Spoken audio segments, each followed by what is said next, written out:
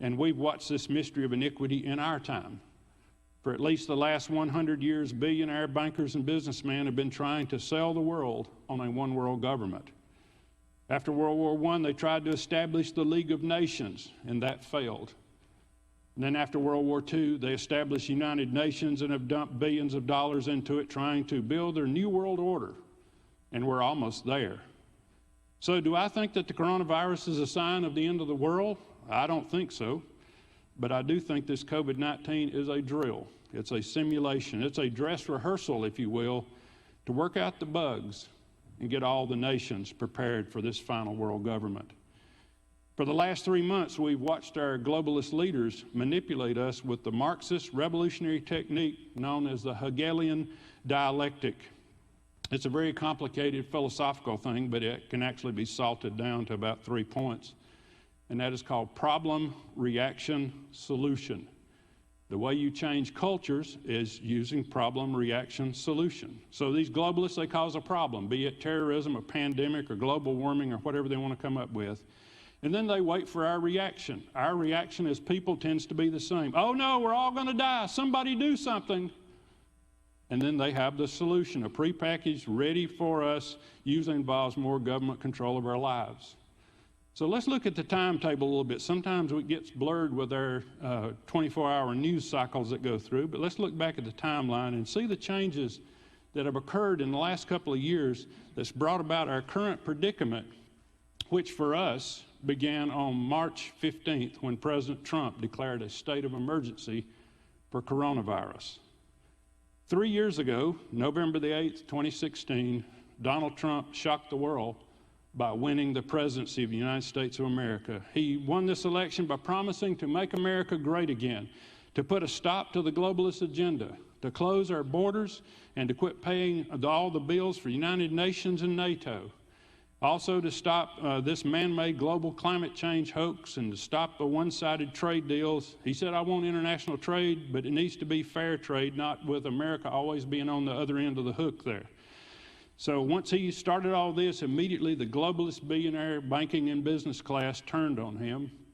The press attacked him. Democrat politicians and never-Trump Republicans began trying to impeach him. That went on for about 3 years. And then once that failed, the next move was coronavirus. Now in the past, it was usually David Rockefeller who was pulling the strings around the world on these globalist movements, but he died in March 2017. We never did think he would, but he died in March 2017 at 101 years old. And of course, then there's George Soros. He always gets the blame. He's 90 years old. Right now, he's not having much to say, but he is heavily invested in pharmaceuticals. And so it appears that Bill Gates is taking the lead of this billionaires club move toward a one world order. One of the other elder statesmen of this bunch is Henry Kissinger, who is now 97 years old. And ever since I was a little kid, Henry Kissinger's been on the radio and on the TV talking about his new world order. Anyhow, he wrote an op-ed piece on April the 3rd, rejoicing about how this new world order would lead us to, how this coronavirus would lead us to this new world order. So he is so proud of Bill Gates, he said there. So apparently Bill Gates is the anointed one. He is one of the richest globalists today. He's co-founder of Microsoft, who is now working to give away his nearly $100 billion fortune through the Bill and Melinda Gates Foundation. His pet projects are population control and vaccinations. His father was a board member for the abortion provider Planned Parenthood, who helped young Bill understand as he grew up the need for global birth control to save the planet. Vaccinations, strangely, by Bill, are considered a subset of population control. Bill has this theory that if less babies died in infancy, then parents will want fewer children. And so he works all this population control and vaccinations through something called the Good Club. You can look it up on the internet. The Good Club is made up of other globalist billionaires like George Soros, Warren Buffett, Oprah Winfrey, the Rockefeller family, the Ted Turner Foundation, etc. 2 years ago, on January the 17th of 2017, at the World Economic Forum in Davos, Switzerland. For those of you that's not aware of what goes on in Davos, they have this January meeting every year where 3,000 of the world's wealthiest people gather every year to figure out how to rule the world.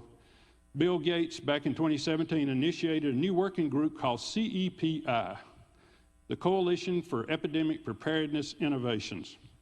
It's a collaboration of the Gates Foundation, the governments of Norway, India, Japan, and Germany, and two big pharmaceutical companies called Inovio and Moderna. They also included DARPA, which is the Defense Advanced Research Projects Agency, also known as the mad scientists of the Department of Defense.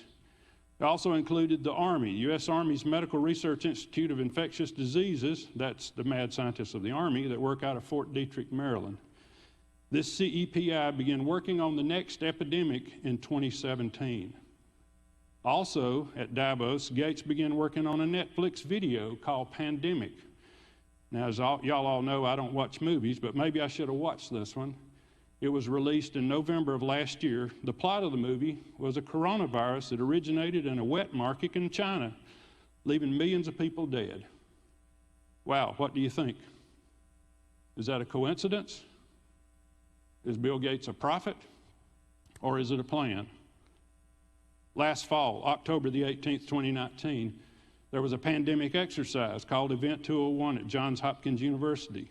The exercise was conducted by the Bill and Melinda Gates Foundation, the World Economic Forum, and Michael Bloomberg's School of Public Health at Johns Hopkins University. And yes, that's the same Michael Bloomberg that just tried to run against Donald Trump for President of the United States. The pandemic simulation predicted that the coronavirus would have the same kill rate as the Spanish flu of 1918, which caused around 65 million deaths worldwide in an 18-month period. It's also interesting to note that Dr. George Fugao, the director of the Chinese Centers for Disease Control, was involved in the simulation. At the same time, at the very same day, October the 18th, and lasted through the 27th, the World Military Games were being held, of all places, in Wuhan, China. You had 10,000 athletes from 110 countries. The United States delegation was about 300 people. 2 months later, January the 7th, China reports the coronavirus outbreak in Wuhan. January the 21st through the 24th was the 2020 annual World Economic Forum gathering in Davos. So the rich guys were back in Davos again in January of this year. And Bill Gates and his CEPI that I just announced, they announced a coronavirus vaccine program with partnerships including Inovio and Moderna and the United States National Institute for Allergy and Infectious Diseases, which is led by none other than Dr. Tony Fauci, who is now the chief medical advisor to President Trump, who you see on TV in these daily briefings that we're getting. He's an interesting character because he wrote in March in the prestigious New England Journal of Medicine that this coronavirus was going to be a nothing. It was going to be similar to the seasonal flu. But when he went in front of the television cameras, he told American people this coronavirus is 10 times worse than the seasonal flu, may kill 2 million Americans if we do nothing. It still may kill 200,000 Americans even if we shut down the country and shelter in place. There's no known vaccine, he said, and it's going to take 12 to 18 months to get a vaccine even ready for trials. And of course, the question is where did Dr. Fauci get all those numbers? Where did he get the model of the 2 million people and 200,000 people? Well, it turns out that came out of the University of Washington, the Institute for Health Metrics and Evaluation, which is funded by the Bill and Melinda Gates Foundation. Before the thing was over in Switzerland, we had something going on at the United States Capitol. On January the 24th, the United States House of Representatives began drafting a coronavirus stimulus bill called the CARES Act. Yes, the money that you got this past week and deposited into your account actually started the legislative process on January the 24th, which as Americans, we didn't even know there was such a thing as a coronavirus till March, but somebody knew. So somebody in Congress knew it well enough to know that we were going to need relief, and they started a bill back on January the 24th. By the way, January the 24th is also the same time that the Senate was getting an ultra-secret briefing about this, and our new Senator Kelly Loeffler all of a sudden started having some changes made to her investment strategy on Wall Street. January the 30th, the United Nations World Health Organization officially launches a worldwide public health emergency for what they called a novel coronavirus. Even though at that time there was only 150 cases in the world, nevertheless, they knew it was going to be an emergency. By the way, novel means newly discovered, means never seen before, means COVID-19 didn't just come crawling out of the woods. Kind of makes you wonder, where did it come from? January the 31st, President Trump orders a travel ban on anyone traveling from China. 4 days later, January the 4th, the Centers for Disease Control decided not to use the World Health Organization's COVID-19 test kits. They didn't think they were good enough, that we had to come up with our own. So CDC made their own tests, and they were defective. Had to pull them all off the market. CDC got out some new tests by the end of February, but then there were backlogs taking 1 to 2 weeks for people to find out whether they had it or not. By the way, you may not remember this about my resume, but before the Lord rearranged my life, I was planning on being a doctor. I was a pre-med major at the University of North Georgia College, majored in biology, minored in chemistry. So I went to the CDC website and looked at those test instructions, see what all was involved in doing a coronavirus test. And listen to this. This is a quote from the CDC website. A positive COVID-19 test does not rule out bacterial infections or co-infections with other viruses. Even COVID-19 may not even be the definite cause of the disease. Still, report all positive cases to CDC. Now, in layman terms, what that means is a patient may actually be sick with seasonal flu or pneumonia or PD, something else.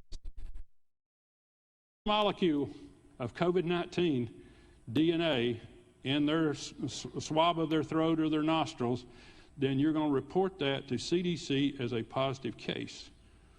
Well, one of the things that does for you is it definitely pumps up the numbers to make sure that everything that happens out there in the medical field is a COVID-19 case. Well, anyway, the next day, February the 5th, Donald Trump was acquitted on the charges of impeachment. So all this time, we've been watching news about this impeachment, and we knew nothing about this COVID-19 thing that was going on out there in the world. So March the 11th, the World Health Organization officially declared the COVID-19 a global pandemic. March the 14th, the Associated Press announced that volunteers in Seattle were given the COVID-19 vaccine.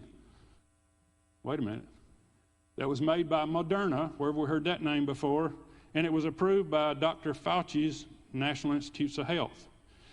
And wait a minute, that's less than 2 months. I thought Dr. Fauci earlier said it takes at least 12 or 18 months to get a vaccine ready for trials. So something's going on there. Anyhow, March 15th, President Trump declares a state of emergency in the United States for COVID-19. And that's when we begin the social distancing, setting 6 feet apart, standing 6 feet apart, no meetings with over 10 people. On March 31st, Bill Gates wrote an op-ed in the Washington Post saying the United States missed the opportunity to get ahead of the coronavirus, so we need to shut down the U.S. economy for at least 10 weeks, which would take us to the end of June. And a week earlier, Bill Gates did a TED Talk interview where he said that once people of the world learn to trust science to solve a pandemic, maybe they'll be ready to trust science to solve climate change. And it kind of makes you wonder, where are we going with this thing? And so now we've moved on in our television narrative. Now the narrative is whodunit. Where did this COVID-19 originate? Chinese leaders are saying that the United States military who attended the World Games in Wuhan released it as a bioweapon against China. American leaders are calling it the Wuhan virus and saying that the Chinese released it out of their virology lab in Wuhan in order to affect the world. The truth is probably up in there somewhere. But the trouble is, it's classified. And we will not know the truth for 40 years until it's declassified.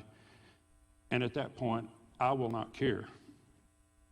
Bottom line, this novel coronavirus, COVID-19, is a manufactured crisis designed to deceive people to accept a radically different world than you and I are used to living in. Now, don't get me wrong. Don't go out of here and misquote me.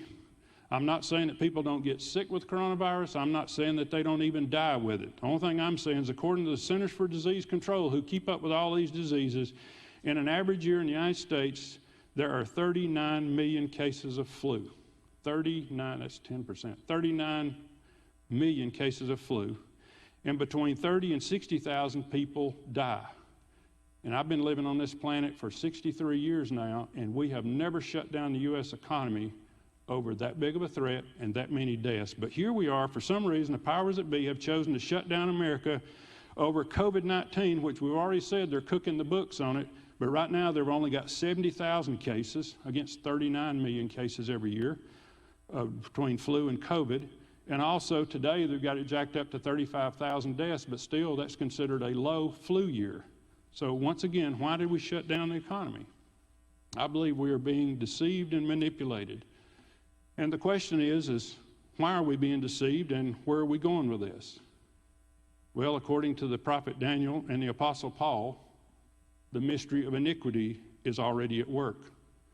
We're watching people who have been deceived by Satan because they rejected the Lord Jesus Christ, and they're changing Christian customs, culture, traditions, and laws all across our land to prepare the way for a future Antichrist. I don't know if he's right around the corner. I don't know when the Antichrist will appear, but nevertheless, the stage is being set.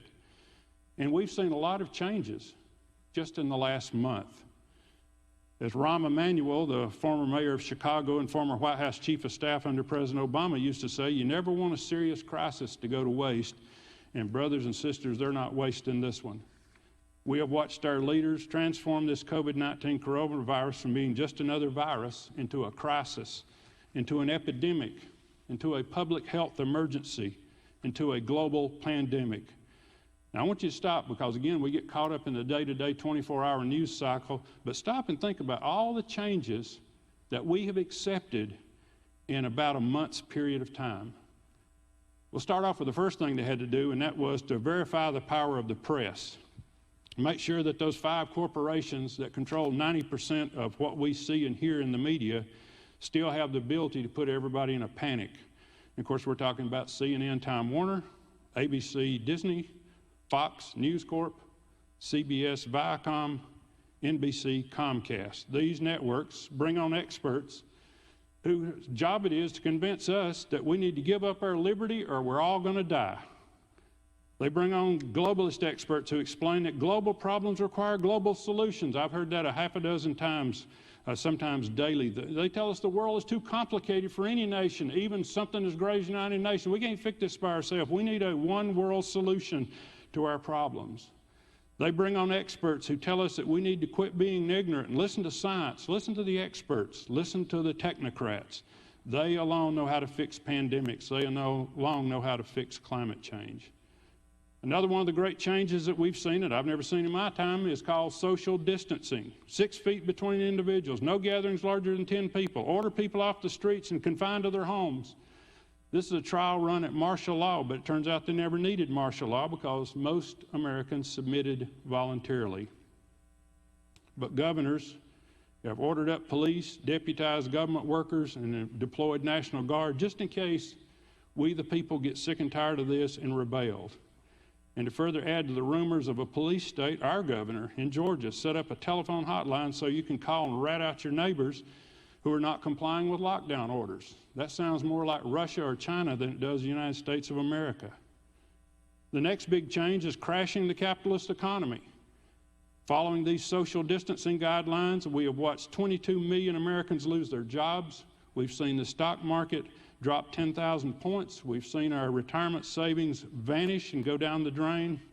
We've watched the government take charge of the means of production, which is a classic definition of socialism.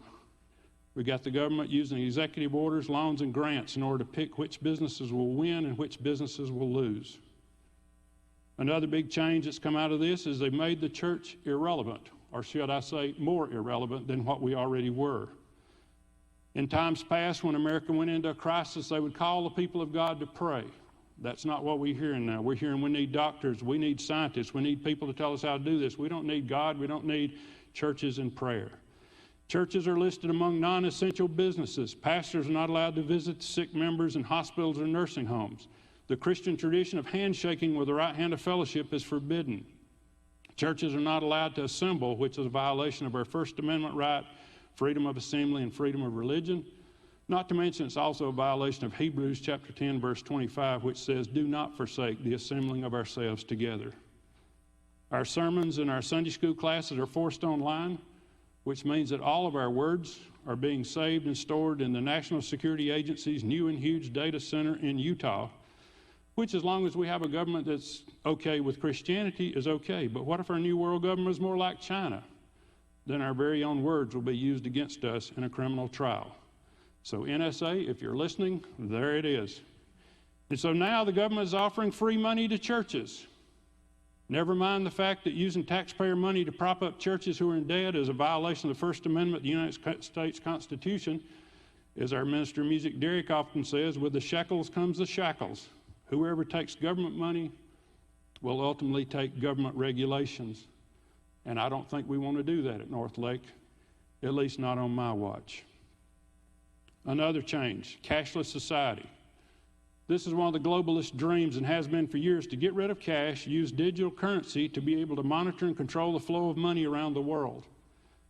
Korea, which was one of the first nations outside of China to be infected with this disease, they pulled in all their cash to sanitize it because the World Health Organization said cash was just crawling with coronavirus. They required all their people to buy their things with credit cards and their iPhones. In the United States, Speaker Pelosi's first corona relief House bill called for using digital dollars in order to give people their money that went out last week. Of course, you remember the Democrat House bill didn't pass, but the Republicans modified it, and they did pass a bill that didn't have digital dollars in it. But we're already seeing pushing it through the IRS. There was all kinds of problems. We had money going to the wrong people, going to the wrong banks. Had some fireman, I think, here in Hall County got $7 million check last week.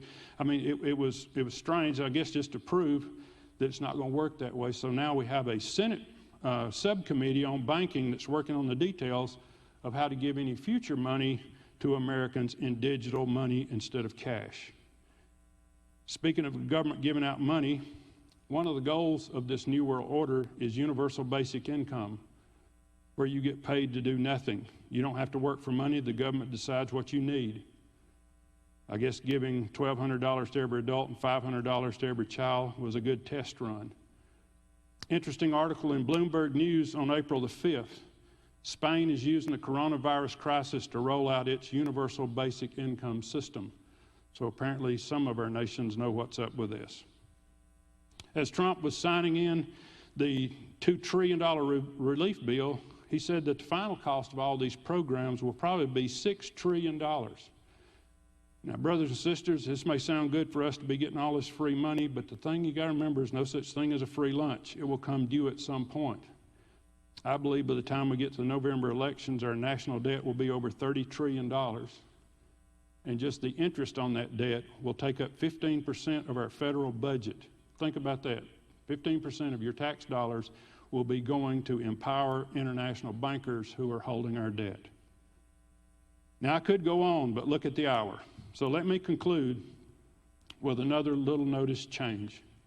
This one happened around Christmas, on December the 23rd, 2019. The prestigious Scientific American magazine reported that the Bill and Melinda Gates Foundation and MIT, the Massachusetts Institute of Technology, had developed a biometric tattoo where a nanochip can be injected into your forearm at the same time you're being vaccinated. Therefore, your arm can be scanned to reveal your identity, your vaccinations, maybe even your medical records.